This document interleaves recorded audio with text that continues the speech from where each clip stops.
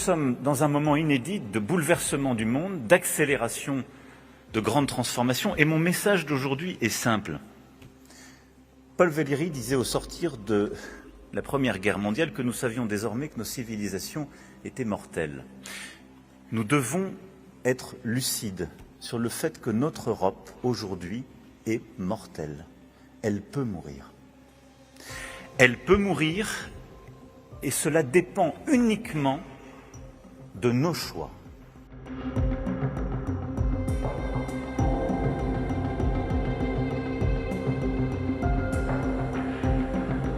Le principal danger pour la sécurité européenne est évidemment aujourd'hui la guerre en Ukraine. La condition sine qua non de notre sécurité, c'est que la Russie ne gagne pas la guerre d'agression qu'elle mène contre l'Ukraine.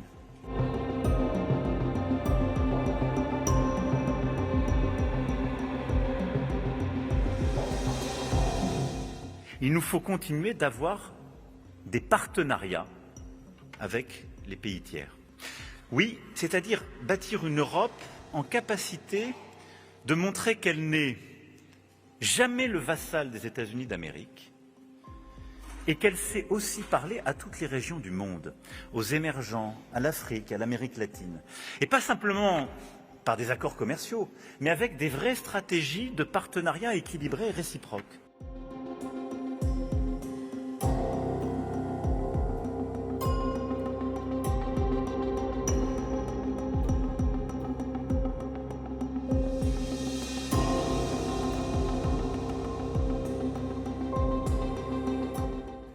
Nous avons engagé un réveil. La France elle-même a doublé son budget de défense.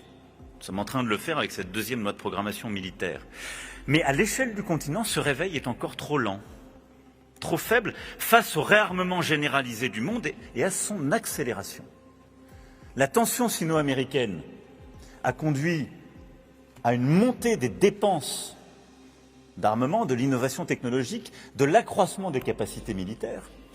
Nous avons maintenant des puissances désinhibées régionales qui sont en train de monter aussi leurs capacités, la Russie et l'Iran pour n'en citer que deux, et l'Europe est dans une situation d'encerclement, poussée par nombre de ces puissances à ses frontières et parfois en son sein.